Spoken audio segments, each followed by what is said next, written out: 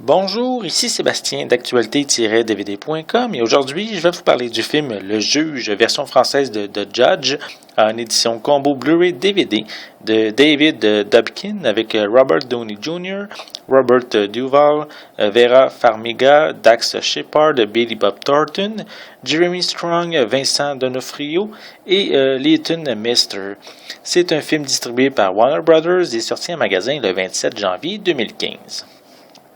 Avocat de renom de Chicago, Hank Palmer doit se rendre dans sa ville natale de l'Indiana pour assister aux funérailles de sa mère. Il n'a d'autre choix que de renouer avec ses frères Glenn et Dale et son père Joseph, le juge attitré du tribunal local depuis 42 ans. Leurs relations sont très affectées par un drame qui s'est déroulé il y a plusieurs années. Lorsque Joseph est accusé du meurtre suite à un accident de voiture, Hank décide de rester et d'utiliser son talent d'avocat pour défendre son père, qui se condamne même s'il ne dit ne pas avoir souvenir de la collision. En fait, le juge, c'est deux acteurs charismatiques de grand talent qui s'opposent dans ici ce drame judiciaire, qui semble simple à première vue, mais dont l'intrigue se complexifie plus les révélations se divulguent, car les difficultés familiales ne se résument pas simplement entre le père et son fils. Parce qu'il y a aussi Hank qui est son frère, dont sa vie et sa carrière a changé tragiquement suite à un accident lorsqu'ils étaient ados. Il y a également Hank qui est de son côté en procédure de divorce et il va renouer des liens avec un amour de jeunesse.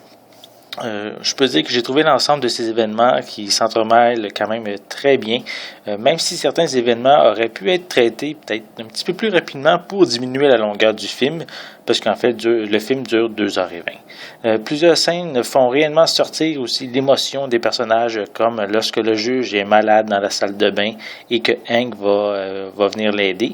Il y a également aussi la scène de la tempête où toute la famille est cachée dans le sous-sol et bien évidemment la séquence du procès à la fin du long métrage.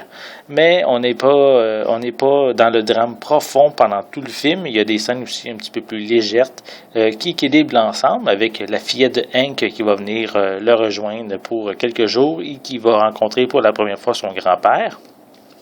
On a également aussi le second frère de Hank, qui est un petit peu simple d'esprit et qui passe une bonne partie de son temps à filmer ce qui l'entoure. Ça donne des séquences quand même assez intéressantes pour alléger un petit peu le film. Visuellement, cette édition Blu-ray est vraiment très belle. L'image est claire et détaillée. Je peux même dire que c'est très détaillé lors des plans rapprochés. Pour les pistes sonores, elles sont disponibles en anglais DTS HD 5.1, français 5.1 doublé au Québec, espagnol 5.1 et portugais 5.1 pour l'édition Blu-ray, et anglais, français et espagnol 5.1 pour l'édition DVD.